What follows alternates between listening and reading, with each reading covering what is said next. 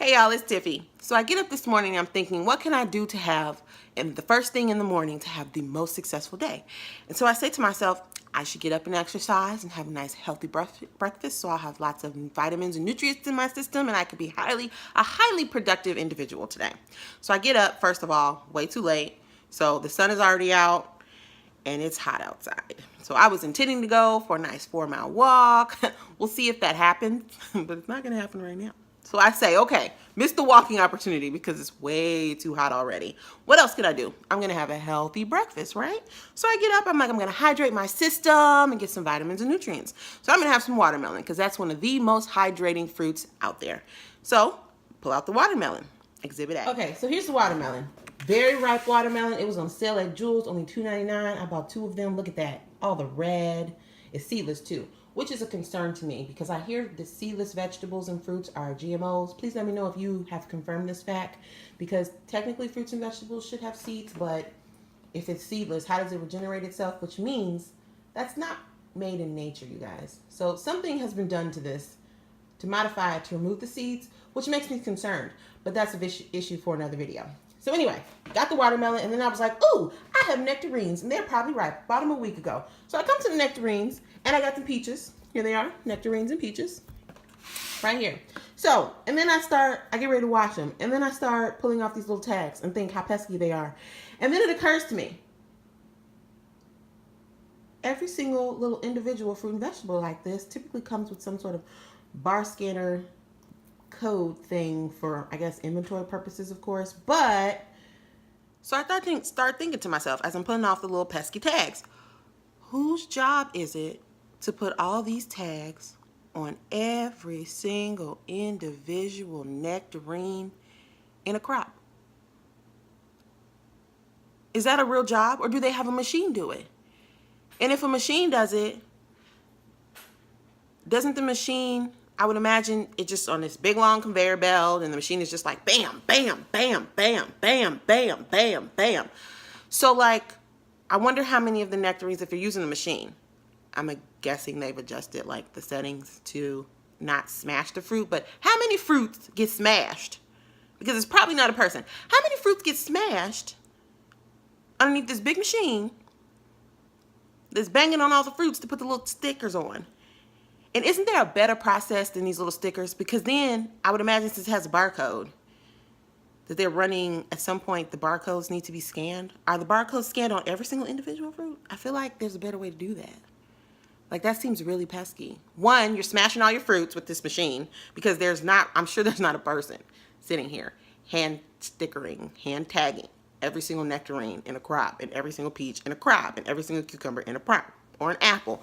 I don't see that being the case. So it has to be a machine, right? How many fruits do they lose under the machine because they are maybe too ripe when the crop is pulled and the machine like smashes them? Or, I don't know. I was just wondering to myself. I feel like that's a really tedious job. And who's the person that has to eye all the fruit, if it is a machine, after it comes out of the machine, and make sure everything is tagged? Because a couple of these are not tagged. I'll show you. Okay, so if I kind of just go through, this one had a tag, I just pulled that off. This one doesn't have a tag. Oops, somebody's gonna be fired. This one has a tag, this one has a tag. Let's see, this one doesn't have a tag. This one doesn't have a tag. This one doesn't have a tag. Okay, y'all, very ineffective. So, out of the 1, 2, 3, 4, 5, 6, 7 ones I have, 3 of them had a tag. 3 of them didn't. Where'd those tags go? Where'd those tags go? And who's being held accountable for the fact that the tags did not make it into my house? I guess after they've been sold and left the building, it doesn't matter. But just thinking of from a process perspective and resource perspective, how much money are we wasting on tags that never make it to the store? And how much money are we wasting on tags that never make it out of the store? Comment down below if you understand this whole process and how it works, and who's doing the tagging to all of these pesky fruits. All right, I'll talk to you later. Okay, hey y'all. It's a little bit later. It's still Saturday though. I just finished studying my first chapter. So now I'm heading out to run a couple of errands. I need to get a car wash and pick up a few things from the store. So I decided to pick back up the camera and just say, hey, I hope your Saturday's going well.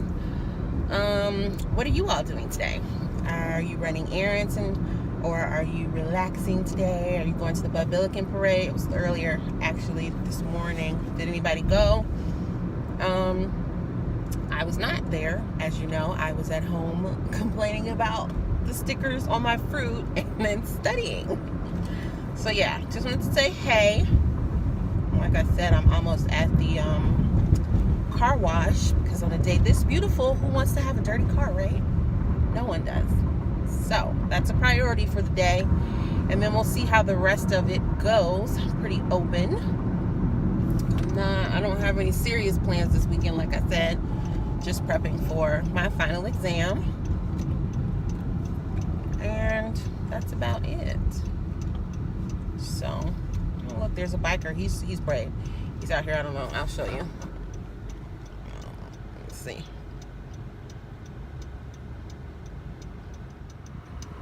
Okay, so there he is. He is brave. Okay, so I am absolutely thanking the Lord, because it is not a super duper huge line. What is this person doing here at the car wash? So typically on days like this, the car wash is absolutely around the block, and it's literally, they have to redirect traffic because there's so many people trying to get in here to clean their cars and just have a nice, everybody wants to have a nice ride when the weather's good, especially on the weekend when there's plenty of things to do. So I'm happy today. There's only a couple cars, maybe like 8 or so cars in front of me. So that's really good in comparison to what it could be. So I'm going to go ahead and make sure I do not lag behind in the line. And I will catch up back with you all after I am done cleaning my car. Okay, y'all. I made it to the Forest Preserve finally. However, I don't know if I'm actually getting out of the car. So there are not a lot of people out here. It looks beautiful, but it's just really, really hot out. And I don't want to, I know I'm not hydrated, so I don't want to also be doing a lot of sweating, and I'm already not hydrated. So I will show you what it looks like. The temperature right now is 88 degrees, and I feel like that's a little bit too high. Maybe it'll cool down, closer to sunset, and I'll be able to come back out. But right now it doesn't look like there's not even a lot of people out here, so I should probably follow suit and be safe. So this is the Forest Preserve, and like I said, it's pretty empty. There's not a lot of people, and so now's probably not the best time. So I think I'm just gonna go grab something to eat and head on home and try to get some rest.